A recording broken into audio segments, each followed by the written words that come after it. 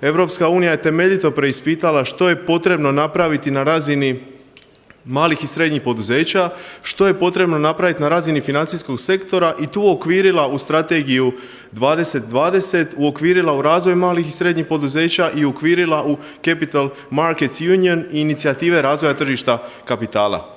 Sve to lijepo zvuči na razini Europske unije, ali provedba i tamo šteka.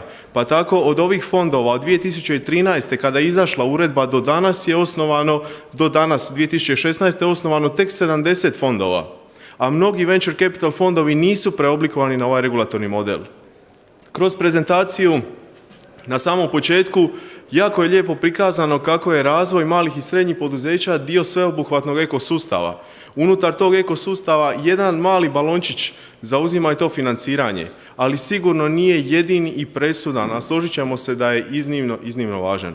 U Republici Hrvatskoj, kako to izgleda na primjeru grada Zagreba, ekosustav je dobro posložen i te kućice funkcioniraju. U dijelu financiranja, istraživanja HNB-a i Hrvatske udruge banaka pokazuju da je sektor malih i srednjih poduzeća u Republici Hrvatskoj prezadužen, da je podkapitaliziran, da je njegova kreditna sposobnost loša, da su nedostatni kolaterali i da postoji izražen investicijski jaz, pogotovo u dijelu vlasničkog financiranja.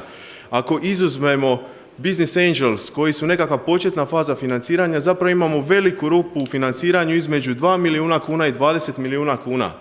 Ako govorimo o iznosima preko 20 milijuna kuna, spomenut ćemo fondove za gospodarsku suradnju. Međutim, oni su financirali samo 22 projekta u Republici Hrvatskoj. Nijedan od njih nije projekt malog i srednjeg poduzetništva. 2013. je izašla EUVK uredba koja definira i oblikuje ove fondove. 3 su ključna uporišta ovog fonda. Prvi je da on ulaže prvenstveno u mala i srednja poduzeća. Mala i srednja poduzeća koja su kategorizirana prema veličinama kako to Europska unija definira, da ulaže u poduzeća koja kotiraju, ne kotiraju ili kotiraju na SMI burzama i burzama na rastućim tržištima. I treća ključna regulatorna odredba je ključna regulatorna odredba je kompozicija portfelja. Taj portfelj mora biti sačinjen od kvalificiranih ulaganja koja su vlasnička ulaganja ili slični instrumenti u 70% slučajeva i u 30% slučajeva nekakva ulaganja koja su slična vlasničkom, dužnički instrumenti, podređeni dug i slično. I na kraju titula, ta EUVK label, odnosno razina fonda, se mora biti usklađena sa uredbom EUVK i nadzirana je od strane kako nadležnog nacionalnog tijela, u našem slučaju HANFA-e, ili ESME ili nekih drugih nadzornih tijela financijskog sustava u Europskoj uniji. Koje su prijetnje? U Republici Hrvatskoj su izražene, ali od nečega moramo početi.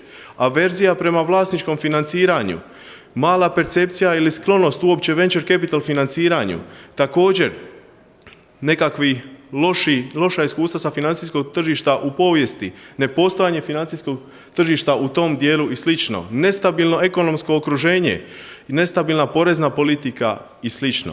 Ova titula EUVK label za određeni alternativni investicijski fond u gradu Zagrebu koji bi bio upravljan od strane društva za upravljanje u privatnom vlasništvu, znači privatan koncept bi bio ponuđen tržištu u kojem bi grad Zagreb bio jedan od ulagača, fond bi bio u potpunosti usklađen sa navedenom regulatornom odredbom, bio bi nadziran od strane Hrvatske agencije za nadzor financijskih usluga i imao bi punu regulatornu i nadzornu snagu na financijskom tržištu u Republici Hrvatskoj. Tko su dodatni ulagači u taj fond? Pa pored spomenutih institucionalnih investitora, tu bi zasigurno mogao sudjelovati HAMAG Bicro ili nekakva druga velika poduzeća u Republici Hrvatskoj kojima će trebati kucat ili business angels i slično. Na kraju, jasna strategija ulaganja i jasan profil ovog fonda je ono što daje čvrstinu i solidnost ovom fondu. To je novi fond, to je inovativan fond na razini Europske unije koji bi trebao doprinijeti korištenju jednog suvremenog financijskog instrumenta. Na kraju, ova Europska unija ponovno preispituje i potiče i izmjenjuje regulativu, pa je tako prije par dana izmijenjena uredba koja otvara i olakšava pristup ovim fondovima na cjelokupnom financijskom tržištu. Hvala vam na pozornosti i nadam se da ćemo dogodine predstaviti rezultate prvog fonda u Republici Hrvatskoj i razgovarati o iskustvima, prednostima i nedostacima.